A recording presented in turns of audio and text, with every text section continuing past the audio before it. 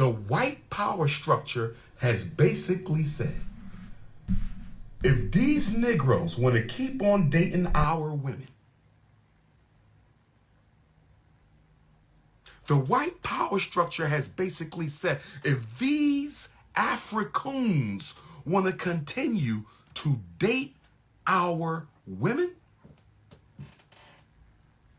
we're going to charge them a pink tax.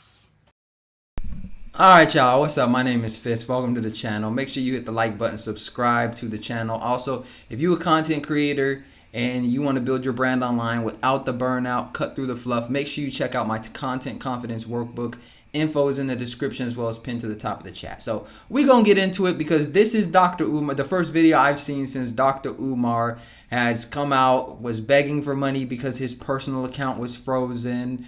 And a lot of people are saying, why aren't you focusing on the account? But anyways, I want to talk about interracial relationships because this is what he's talking about in this video. And essentially he's talking about there's a snow bunny tax. Meaning if you date a white person, there is a tax. And we're going to get into it. I'm going to let it play a little bit more and then I'm going to give my full reaction. A pink tax. You want to date pink flesh? You will pay a pink tax. And guess what, brothers and sisters? Guess what? Black men are not dating white girls. Now see, one of the issues that I have with Dr. Umar Johnson is I think he strays too far left when he's making some of these analogies and things like that. I get that he has to get his point across when it comes to interracial marriage and things like that, but if you're dating somebody, you're dating them. Right? You're dating them, whether it's black, white, whether you're dating them, you are dating them.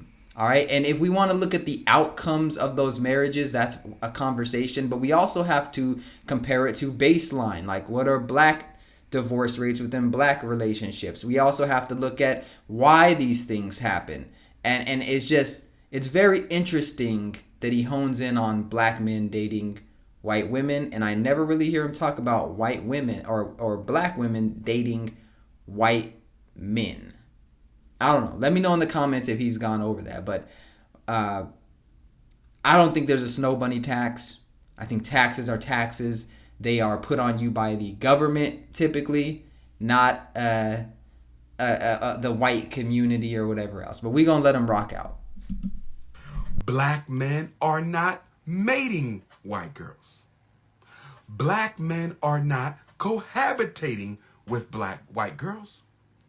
Black men are not marrying white girls.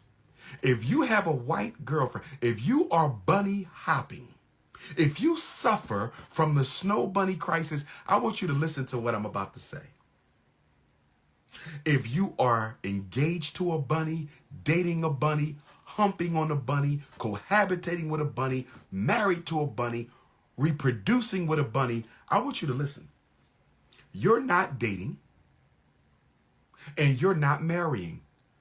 You are leasing the bunny. I'm going to say it again. Okay. Oh my God. See, it's things like this where I think the messaging gets lost. Essentially what Dr. Umar's message is that if you're a black man, you should not be dating or marrying white women, because if you want to build the black community, you need strong black families. And the way you get strong black families is, of course, if black men marry black women and have children, and then those children are taught certain things like empowering the community, investing back in the community, caring about your community, essentially. That's his fundamental argument.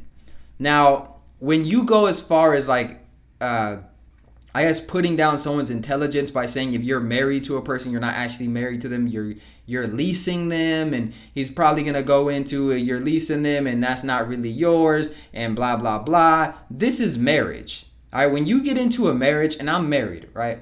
When you get into a marriage, you don't know what the outcome is going to be. You're likely hoping for the best in most situations, and you try to work it out and work through it. And sometimes you have to build a parachute while you're falling out the plane.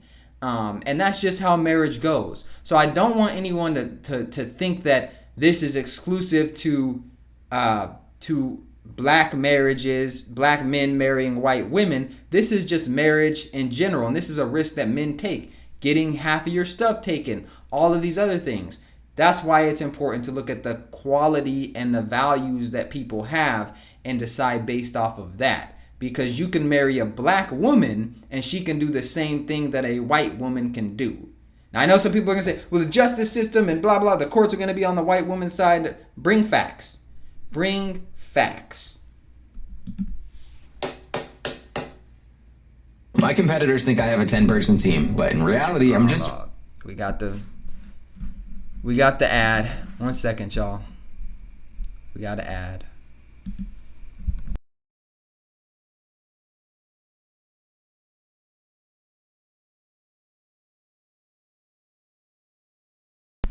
All right.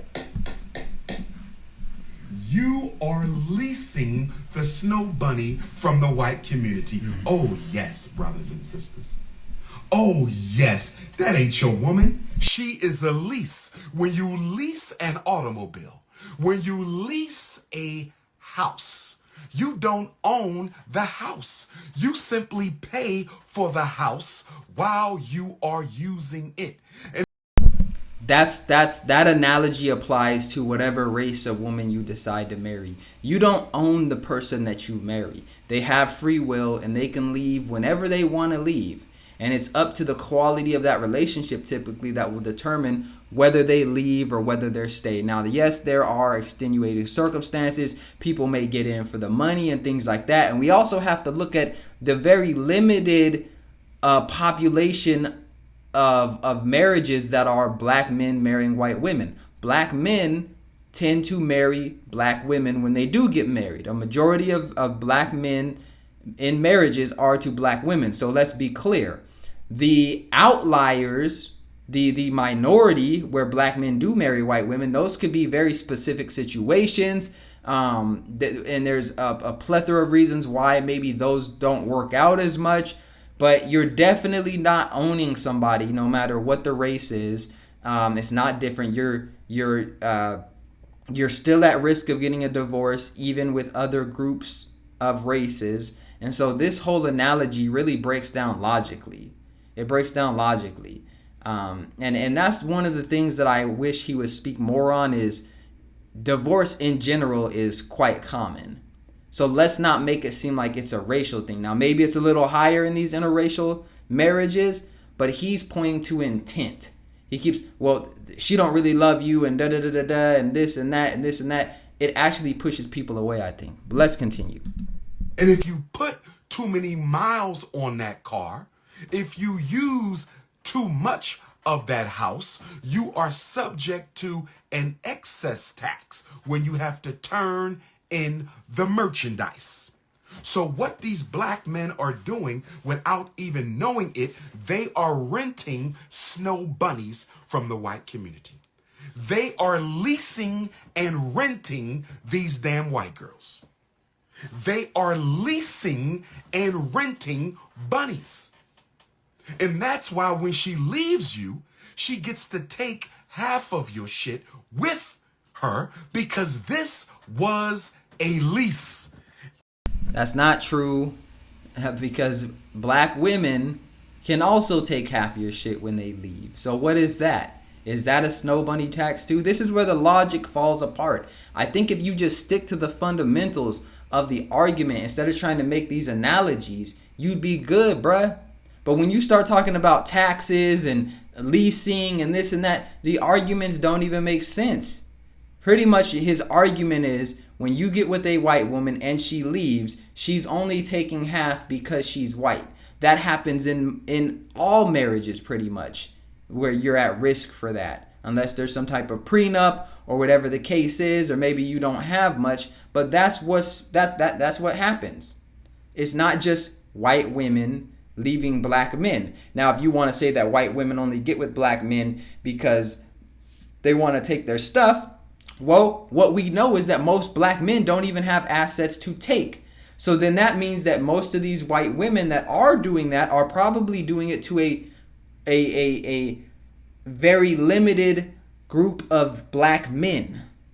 Very limited group of black men. And if you look at it, many of these people that are at the higher incomes, the celebrities, the famous people, they have all kinds of stuff going on that we don't even know about that could be at the center of that divorce.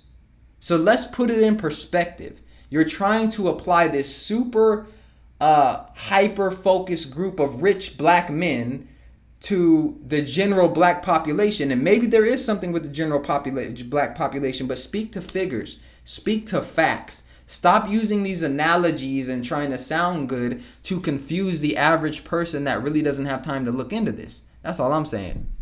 All right, let's wrap it up. Let's see what he got to say a little longer and wrap it up. A long-term lease, and you didn't read the fine print on the contract when you picked her up from the white community rental agency, the Snow Bunny rental agency. Where are my artists? If you are a cartoon artist, I need some political artwork done. I do want to say this, though. I want to say this because he talks about a lot about how when a black man marries a white woman and then they divorce, that wealth goes back to the white community, right? That wealth goes back to the white community. But let's be real. Where is that wealth going if you were a black man married to a black woman and you got divorced? Who owns the hair stores? Who owns the hospitals? Who owns the grocery stores? Who owns the hospitals? Who owns the gyms? Who owns the weave? Who owns all these things? It's not the black community. And so that wealth was going to go back to other people anyways. Through consumerism. When you go purchase things, it's going to go to other communities because we don't even have the infrastructure to keep the dollar in the black community. Let's be real. And if you have a nice estate set aside and you have something to actually take from a person, that likely means that you don't even live in the black community. And the reason you probably don't live in the black community, and when I say the black community, I'm talking about parts of the hood that is typically thought of as the black community. When you live in those communities, you like if you have assets and stuff that you're passing along, you likely don't even live there. So you're probably living in a community where all of the things that you purchase are not even owned by black people, whether you're married to a white woman or a black woman. So let's be real about this. Let's be absolutely real about this. When you are a black man married to a black woman and y'all divorce, she's going to take whatever she can take and then she's going to go probably spend it in the white community. Same thing with a black man married to a white woman. She's going to go spend it in the white community because that's the infrastructure that's set up. But let's be absolutely clear. The black community is not serious about building the black community up. That's just not where we're at. So to put these standards on people and say that black men should be with black women at this point, I think is very premature. If, and I say this all the time, if the black community were serious about building the black community, then yes, I think that black men should be with black women and raise black children and empower them and teach them to invest back into the black community and hire black people and all those things. But that's not where we're at right now. So I don't think you can hold people to those standards. I don't think you can make moral judgments. And I don't think that you can blame a person for saying this infrastructure isn't even set up. This infrastructure is not even set up. You know, that would be like expecting someone to use a cell phone when it was 1910. The infrastructure is not set up for that anyways. Oh, and then judging them. You're not using a cell phone. You're not doing. It's not set up for that right now anyways. Yes, in the future maybe, but right now it's not. And the black community is not set up for black people to organize and do all of these things and not marry white women and do this and do that. It's just not set up. But let me know what y'all think in the comment section. Let me know what you think about Dr. Umar's argument. Are black men leasing white women? Let me know what y'all think. And make sure if you're a content creator and you want to build a brand online without the burnout, tap into my content confidence workbook. Information is in the description as well as pinned at the top of the chat. I'll see y'all next time. Appreciate y'all.